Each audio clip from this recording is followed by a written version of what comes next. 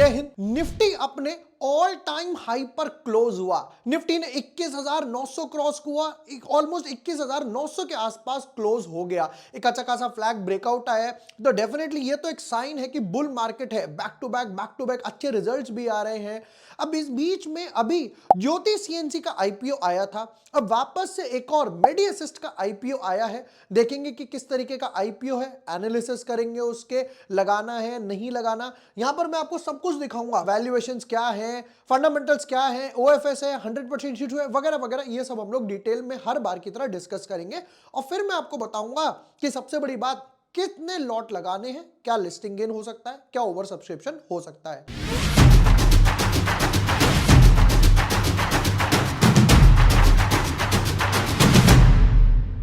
Hi everyone, my name is Vibhor Vashne. I am a SEBI registered research analyst. Without wasting time, deep dive करते हैं अपने IPO analysis में। But yes, before moving ahead, अगर अभी तक आपने channel subscribe नहीं किया है या न्यू यूजर हो, subscribe the channel, press the bell icon. जैसे मैंने यहाँ पर मल्टीपल इनसाइड बार का स्टॉक डाला था, फिर उसके बाद ये 6 स्टॉक्स दिए थे जो राम मंदिर के सेरेमनी पर अच्छा खासा रिटर्न दे सकते हैं। यहां पर इन्होंने 4 दिन में 8% का रिटर्न दिया, काफी अच्छा मूव आया। ये था ज्योति सीएनसी का आईपीओ। अब आया है मेडी असिस्ट का आईपीओ। समझेंगे कि क्या आईपीओ है, एनालिसिस करेंगे, इंपॉर्टेंट डेट्स देखेंगे। पर पहले हमेशा एज ऑलवेज बिजनेस मॉडल से स्टार्ट करते हैं कि बिजनेस मॉडल क्या बोलता है। चलिए जी, शुरू करते हैं बिजनेस मॉडल के साथ। इनकॉर्पोरेटेड इन जून 2002, यानी 20-22 साल पुरानी कंपनी है। Medi Assist healthcare services limited is a health tech and insurance tech company that manages health benefits for employers, retail members, public health schemes, primarily serving insurance companies. मतलब जो employers अपने employees को insurance देते हैं, health benefits वगैरह देते हैं, तो ये सब उसकी ना देखरेख वगैरह करते हैं। चलिए next, Medi Assist offers medical insurance and cashless hospitalisation through a network of health care service providers. However the company also acts as a mediator between general and health insurance company and their insured members. जैसा हमने बताया, हुआ क्या, suppose करते हैं ये एक party है, इसको ऐसे समझाता हूं, कंपनी का काम क्या है वो समझते हैं। मान लेते हैं ये कंपनी है हमारी मेडी असिस्ट, ये हमारी कंपनी हो गई। ये कोई कंपनी है एमएनसी, ठीक है।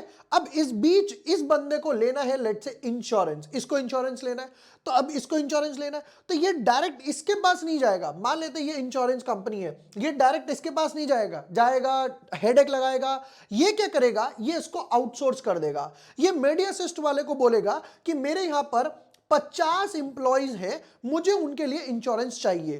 तो अब ये कंपनी मेडी असिस्ट इसके पास जाएगी, वो बोलेगी कि भैया इस कंपनी का हम तुम्हारे लिए कॉन्ट्रैक्ट लेकर आए हैं, 50 इंप्लॉइज के लिए इंश्योरेंस चाहिए। तो ये इसके थ्रू यहां पर इस एमएनसी को इंश्योरेंस वगैरह प्रोवाइड करेगा।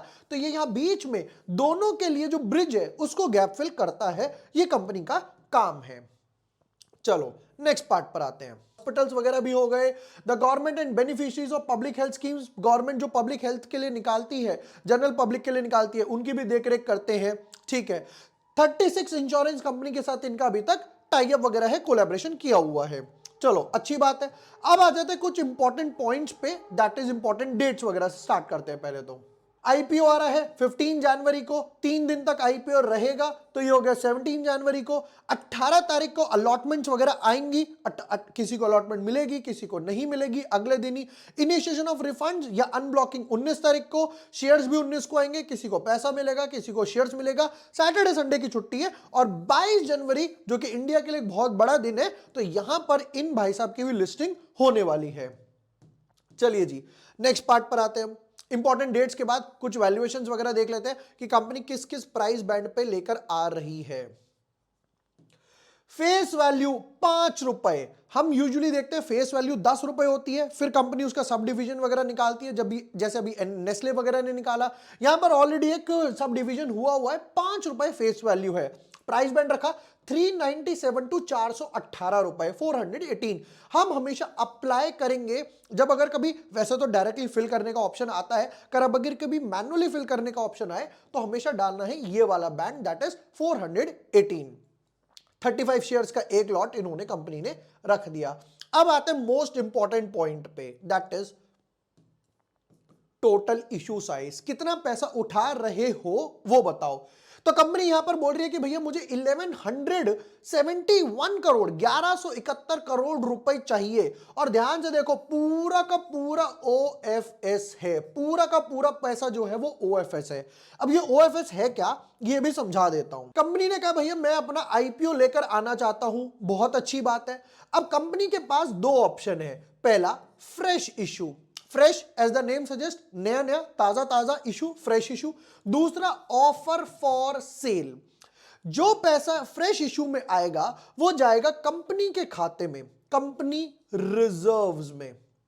जो पैसा ओएफएस के पार्ट में जाएगा वो जाएगा सेलिंग शेयर होल्डर्स के पास, सेलिंग शेयर होल्डर्स के पास। अब यहां पे डिफरेंस समझो, मान लेते कोई कंपनी आईपीओ ला रही है, वो पूरा का पूरा फ्रेश इश्यू ला रही है, तो ये पैसा किसके पास गया, कंपनी के रिजर्व्स में। तो आप कहोगे यार ये तो बढ़िया बात है, कंपनी अपना डेट उतार सकती है, एक्सपेंशन कर सकती है, बहुत अच्छी बात है। बट अगर सिर्फ ओएफएस लेकर आ रही है तो सारा का सारा पैसा कहां गया, ओएफएस के पास, यानी कि सेलिंग शेयर होल्डर्स जो अपना माल काट रहे हैं, प्रमोटर हो सकते हैं, एस इन्वेस्टर्स हो सकते हैं, एफआईआई, डीआईआई, जैसे अब हम लोगों ने देखा सचिन तेंदुलकर ने कहा। तो ये इस तरीके से यहां पर पैसा कंपनी के पास नहीं जाता, ये एक प्रॉब्लम है ओएफएस का, ये एक प्रॉब्लम है। वापस आते हैं, तो ये कंपनी तो भैया बोल रही है कि हम तो पूरा का पूरा ओएफएस लेकर आ रहे हैं, 100% ओएफएस है, जो कि डेफिनेटली एक नेगेटिव पॉइंट है। नेक्स्ट पार्ट पर आते हैं, किसको कितना कोटा रखा है, एक लॉट कितने का है वो भी देख लेते हैं। क्यूआईबी यानी म्यूचुअल फंड्स वाले जो होते हैं उन्हें क्यूआईबी बोला जाता है, और क्यूआईबी वालों के साथ लॉक इन पीरियड रहता है। तो उनको बोल रहे हैं भैया आपको मैक्सिमम हम लोग 50% देंगे, इससे ऊपर नहीं देंगे। रिटेल वालों को बोला है कि आपको मिनिमम 35 तो मिलेगा ही मिलेगा, हो सकता है उससे ज्यादा भी मिल जाए, 35, 36, 37 से भी ज्यादा मिल जाए। एचएनआई कैटेगरी को मैक्सिमम मिनिमम 15 तो मिलेगा ही मिलेगा, नॉट लेस देन, उससे ज्यादा भी मिल सकता है। एक एक लॉट कितने का है जरा जल्दी से देख लेते हैं। रिटेल वालों के लिए एक लॉट रखा है 14,630 का। सेबी बोलती है कि अगर आपकी एप्लीकेशन 2 लाख से नीचे है तो आप रिटेल कैटेगरी में हो, 13 लॉट्स हो गए।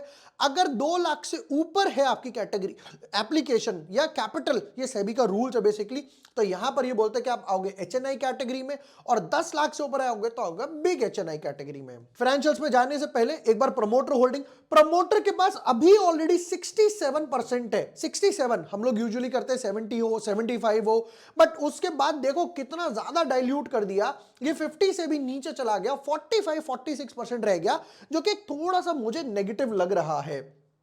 आगे भी प्रमोटर ने भी थोड़ा सा डाइल्यूट करा, 2%, 3%, क्योंकि मेजर जो कंट्रोलिंग स्टेक है 50 से ऊपर होना चाहिए, वो यहां पर प्रमोटर के पास नहीं बचेगा। चलिए जी फाइनेंशियल शुरू करते हैं। फाइनेंशियल्स क्या है ना, सारा कच्चा चिट्ठा रख के आपके हाथ में टेबल पे रख देता है, प्लेट में रख देता है कि यार इसने इतना बचाया, इतना गवाया, इतना रिजर्व, ये वो सब उठा के पकड़ा देता है।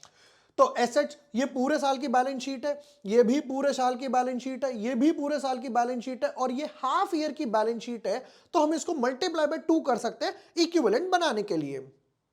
एसेट्स 550 करोड़ के एसेट्स थे, जो कि 10% बढ़ के हो गए 600 करोड़। यहां पर एक अच्छी खासी ग्रोथ आई 100 करोड़ की, और अब की बार यहां पे सिर्फ यहां पर ही 6 महीनों में 100 करोड़ के एसेट इन्होंने कंपनी ने उठा लिए। तो एसेट्स की ग्रोथ तो डेफिनेटली काफी अच्छी लग रही है। रेवेन्यू 345 करोड़ की सेल्स थी, जो कि एक अच्छी खासी 15-17% के आसपास बढ़ के हुई 412 करोड़ के आसपास। 100 करोड़ के आसपास से यहां पर कंपनी की सेल्स बढ़ी 520 करोड़, अब है 312 करोड़। मल्टीप्लाई बाय 2 किया जाए तो यह आंसर आएगा 624 करोड़ के आसपास, 625 करोड़ के आसपास। 345 की सेल ऑलमोस्ट डबल हो चुकी है 3 साल में, 2.5 साल में। इनफैक्ट ये तो पॉजिटिव साइन नजर आ रहा है, बट इंपॉर्टेंट ये नहीं है सेल्स कितनी है।